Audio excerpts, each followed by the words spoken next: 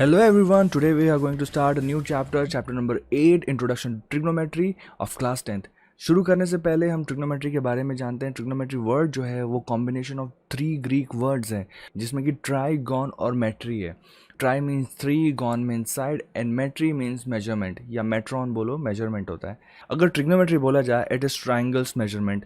और ट्रिग्नोमेट्री जो है पूरे ट्राइंगल से रिलेटेड है. ट्राइंगल्स के बारे में, ट्राइंगल्स के साइड्स और एंगल्स को ही रिलेट करता है trigonometry. So let's begin with this. First of all we should know that which type of triangle we should take such that we can understand the main concept of trigonometry. Trigonometry को समझने के लिए हमें कौन सा ऐसा triangle use करना चाहिए जिससे कि सारे ट्राइंगल्स के मेजरमेंट्स को हम ले सकें. सो इसके लिए हम 3 ब्रॉड कैटेगरीज में डिवाइड करें हैं ट्राइंगल्स को, and they are the acute, right and the obtuse angle triangles. मैंने यहाँ पर दिया हुआ है. तो ये जो 3 है, आप जानते हैं acute angle less than 90 degree होता है, और राइट एंगल ट्राइंगल इसमें से एक कोई एंगल ऐसा होता है जो 90 डिग्री के इक्वल होता है, और ऑब्ट्यूज एंगल ट्राइंगल कोई एक ऐसा angle that is greater than 90 degree. So first of all we should know that in these 3 triangles कौन सा ऐसा ट्राइंगल हम लें जिससे कि हमारा वर्क जो है ईजी हो जाए और ट्रिग्नोमेट्री के कॉन्सेप्ट्स को अप्लाई कर सकें. एक एग्जाम्पल के तौर पर अगर मान लीजिए मैंने यहाँ एक एक्यूट एंगल ट्राइंगल लिया और उस पर 90 डिग्री ड्रॉ कर दिया, और एक ऑब्ट्यूज एंगल ट्राइंगल ले रहा है, वहाँ भी मैंने 90 डिग्री ड्रॉ किया. तो ये 2 राइट एंगल ट्राइंगल्स में चेंज हो रहे हैं, है कि नहीं. चाहो तो यहाँ से भी आप ड्रॉ कर सकते हो ऑब्ट्यूज एंगल ट्राइंगल में और 90 डिग्री बना सकते हो. तो यहाँ भी 2 ट्राइंगल्स बन रहे हैं, ऐसे 2 ट्राइंगल्स बन रहे हैं. So to apply the concept of trigonometry, so we will use right angle triangle. इसका यूज़ हमें करना होगा, राइट एंगल ट्राइंगल का. So let's move on to the trigonometric ratios now. In a right triangle, the trigonometric ratios of an acute angle expresses the relationship between the angles and the length of the sides. Okay, trigonometric ratios में हम angle और length of sides का relationship को पढ़ेंगे. तो इसके लिए हमने consider किया एक right angle triangle ABC where angle B is equals to 90 degree.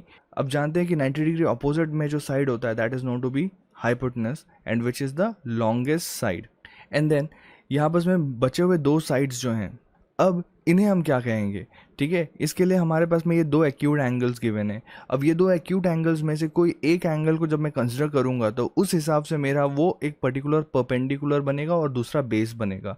अगर मैं कंसिडर करता हूँ angle c, then this side will be my perpendicular and this will be base. Okay, perpendicular को और भी दूसरे नाम दे सकते हो, दैट इज हाइट, ऑल्टीट्यूड. और अगर मैं ये वाले एंगल कंसिडर करूँगा दैट इज एंगल ए, तो तब ये जो साइड ए बी है, this will be expressed as a base and BC will be your perpendicular.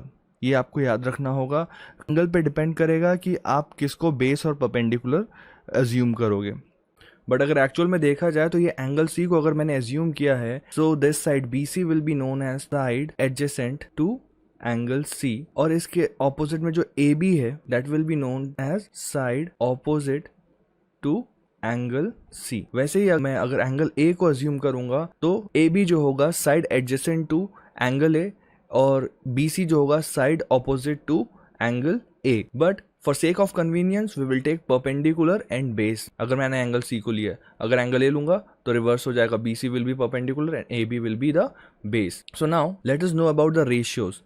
अगर मान लिया मैंने कि ए बी हमारा परपेंडिकुलर है, बी सी हमारा बेस है और AC हाइपोटेनस हमेशा फिक्स होता है, हाइपोटेनस कभी भी चेंज नहीं होता है, द लॉन्गेस्ट साइड. अब मैं इनका रिलेशन निकालता हूँ, इन साइड्स का रिलेशन रेशियो में.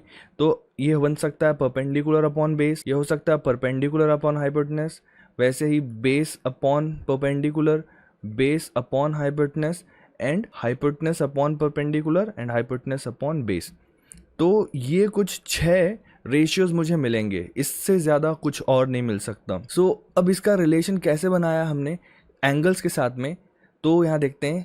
पहला जो था sine theta that is perpendicular upon hypotenuse which is A B upon A C. फिर उसके बाद cosine theta base upon hypotenuse which is B C upon A C. Now tangent theta that is perpendicular upon base and this is A B upon B C. यहाँ पर में मैंने angle theta मान लिया है इसको, एंगल सी को. Tangent के बाद फिर को tangent theta that is base upon perpendicular b C upon a b. Now secant theta that is hypotenuse upon base a c upon B c. and cosecant theta, that is hypotenuse upon perpendicular, AC upon AB. So these are the 6 trigonometric ratios. अब ये जो sine cosine tangent cotangent है इनको हम short form में लिखते हैं, that is sine theta cos theta tan theta cot theta sec theta and cosec theta. आप स्क्रीन पे देख सकते हैं कि sine theta equals to p by h, cos theta equal to b by h and tan theta equal to p by b मैंने एक group में लिखा हुआ है, वैसे कोसेक सेक और कॉट को दूसरे ग्रुप में लिखा हुआ है. अब साइन थीटा और कोसेक थीटा में कोई रिलेशन दिख रहा होगा हमें, दैट जो साइन थीटा के जो रेशियो है that is P by h and cosec theta का रेशियो है that is H by P. तो इन दोनों के बीच में एक रिलेशनशिप बन रहा है.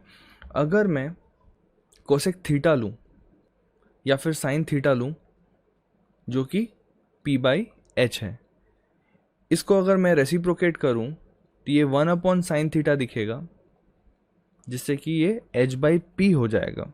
और एच बाई पी की जो वैल्यू है that is cosec theta.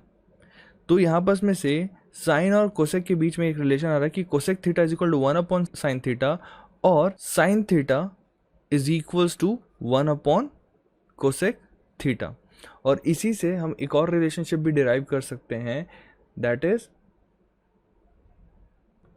Sign theta into cosec theta is equals to 1. And similarly मैं अगर ऊपर अब देखूं कि भाई कॉस थीटा और सेक थीटा का रिलेशन जो होगा that cos theta is equals to 1 upon sec theta और sec theta equals to 1 upon cos theta and tan theta is equals to 1 upon cot theta.